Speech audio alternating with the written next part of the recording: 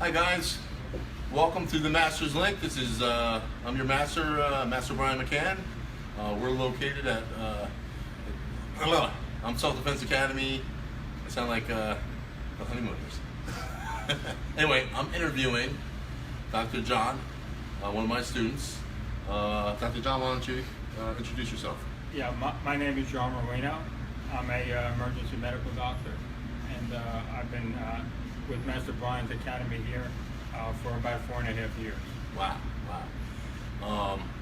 Dr. John, how old were you when you started training in martial arts? I was 65 years old when I first started, and I just turned 70. Wow. And you just got a black belt in Hapkido? Yes, I have a black belt in Aikido. Yes, it took me a little bit less than 4 years to get from white to black.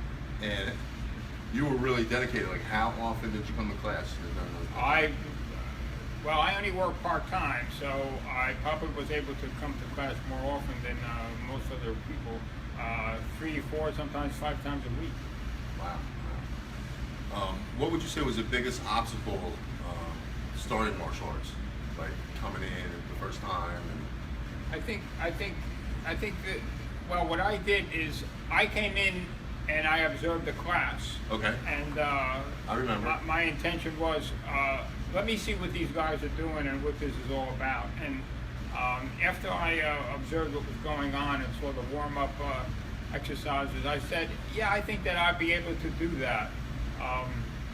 Otherwise, my only training exercises was riding my bike, and I still do that. I'm an avid bike rider. I ride 10 miles a day on my mountain bike. That's awesome. Now, I remember when you first came in, you know, for those of you that do martial arts like judo, aikido, hapkido, some forms of grappling arts, we do these rolling, and how'd you do with that? Well, when we first started to do the rolls, the first couple of times it was not easy. I got a little dizzy. It was the same experience that I would have gone if I was on a roller coaster. Really? Or a ride where you went around pretty fast. But then after a while, my brain became acclimated to it, and I actually did quite well. So much so that now I could go on amusement rides that used to make me dizzy, and I have no problem with them. Wow. Yeah, so that was a benefit of doing the roll. That helped me. I remember going on the Aerosmith ride at Disney World, and I didn't get dizzy. That's cool. And then you spent a lot of time on the mat, on the side, and we worked with you. We got you through that, and yeah, right. I think that everyone here has been very, very friendly, very helpful, and very accommodating.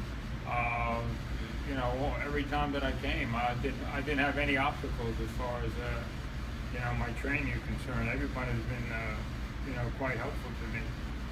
Now being a medical doctor, what do you think are the benefits of training martial arts? I think there's some very positive benefits. Muscle strength, balance, and coordination. I think that when you take martial arts, you know, the warm-up exercises and the drills that we do help you maintain your balance, help you with your coordination, and help you build strength. And that's very important to people as they get on in years, because you're a fall risk when you get older because you don't have balance training. You know, believe me, people, championship ice skaters know how to negotiate slippery surfaces because they have their balance perfected. Okay, it's not magic, and so it's the same with the rest of us. If you come and you practice enough, it improves your balance, your coordination, and your strength. So the break falling that we do in class can also help if you were to have a slip on the ice or something like that. Exactly, that's right. I mean, of course, you can just fall because you're playing clumsy, but yes, knowing how to fall properly might minimize your injury. Wow, that's really interesting. What about like cardiovascular health and? I think that my blood pressure has come down quite a bit, and you know, I feel that my endurance and toleration for exercise has improved considerably. Right, and you don't think age is a barrier for someone starting training? I think the only barrier that you have is what's in your own head. And wow. what I like to point out is that the people that come here are from all walks of life. But one thing that everyone has, they have motivation, they have determination, and they have perseverance. Right. Okay. And if they're willing to persevere, and if they're willing to accommodate what's necessary to advance, they'll do well. Wow. You say it good, Doc. What do you think? Here's something that I want to ask you about. We often talk about self-defense situations, and you said something to me that really got me, was that where the mind hasn't gone, the body can't go. Yeah. Something similar to that. Yeah, exactly right. The body cannot go where the mind has not been.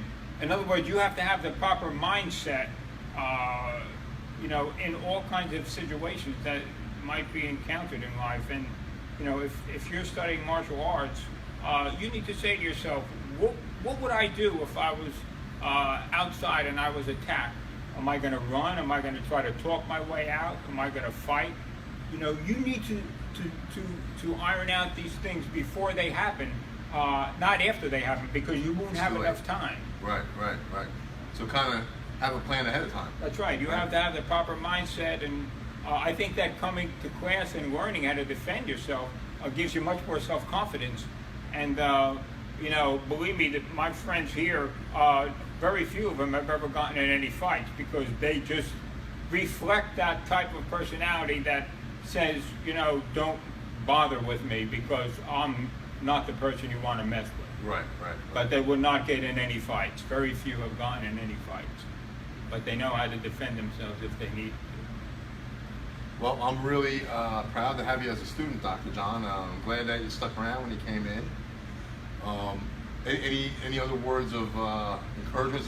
I get a lot of emails from guys in their 40s that maybe, 40s and 50s that feel like, Master Brian, am I too old? I haven't done anything. I haven't exercised in 15 years. How would someone who's kind of maybe, life got in the way, their job, they're commuting a lot, and maybe now they have time and they want to do something. How can you encourage them? No, I would tell them that no matter what journey you go on, it takes the first step. Yeah. And if you're motivated and you're determined and you want to try it out, I think that's you could do it if you try. You shouldn't. I don't like to say I can't do something. I like to say I don't want to do it, or I'm not going to do it. But I don't want to say I can't do it. Right. That's great. I used to, when I first came in, I said I need to keep up with the rest of the guys. Now I know I could do that, but I just come in and do the best I can. So I say to other people, that are older, you could do it if you try. I mean, don't compare yourself, with somebody. I don't expect to be able to have the physical strength and endurance of somebody half my age, but I do pretty well for my own age. So I mean, you could do it if you try, but you got to be determined. You got to persevere. That's great, Doc. Yeah. Well, thank you so much. You've been definitely an inspiration to a lot of the guys here. Thank you, Master Brian. All right.